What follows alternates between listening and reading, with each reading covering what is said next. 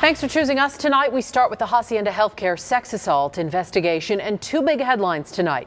The state nursing board having an emergency meeting on whether to revoke the suspect's nursing license. That second headline, who is running Hacienda? The state ordered new management to be in place by yesterday. Hacienda has yet to answer us on whether that's happened. Now, on top of all of that, when this goes to court, how will the suspect's lawyer challenge DNA?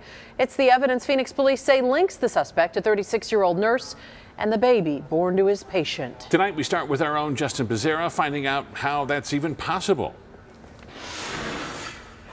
There's no direct evidence that Mr. Sutherland has committed these acts. Nathan Sutherland's attorney saying right from the start they will challenge the DNA test done by Phoenix police, hiring their own DNA experts. Monica Lindstrom is an attorney and legal analyst in the Valley. As of right now, all we have or all we've heard about is the DNA results. There's no pictures, there's no videos, there's no witnesses that saw firsthand what was going on. Lindstrom says one of the first things Sutherland's attorney will probably do, find fault with the DNA test, which could be tough. DNA evidence is hard to refute in the first place because it's very scientific. There's not much subjective input into it, so it's going to be difficult. It can be done, but it's difficult. Lindstrom says when it comes to disputing DNA, attorneys will look at how it was collected, how it was transported, who collected and tested it. Are they qualified to do it? Since so many tests were done, was there a mix-up? The defense attorney only has to make one juror change their mind or to say there's reasonable doubt.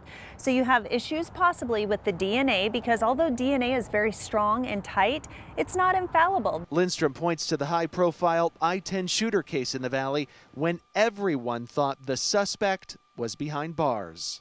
Everybody was convinced, including law enforcement, that he was the guy that did it. And as they dug into the evidence, they found that there were mistakes or the dots weren't connected, and he was able to get off on the entire case. What if something like that happens in this case? I don't think that it would, because DNA, like I said, is pretty strong evidence for any case, but it could happen. In Phoenix, Justin Pizzera, ABC 15, Arizona. All right, thank you, Justin. Now, Phoenix police say they are not ruling out the possibility there could be other charges and are asking the public with any information on this investigation to please call Silent Witness.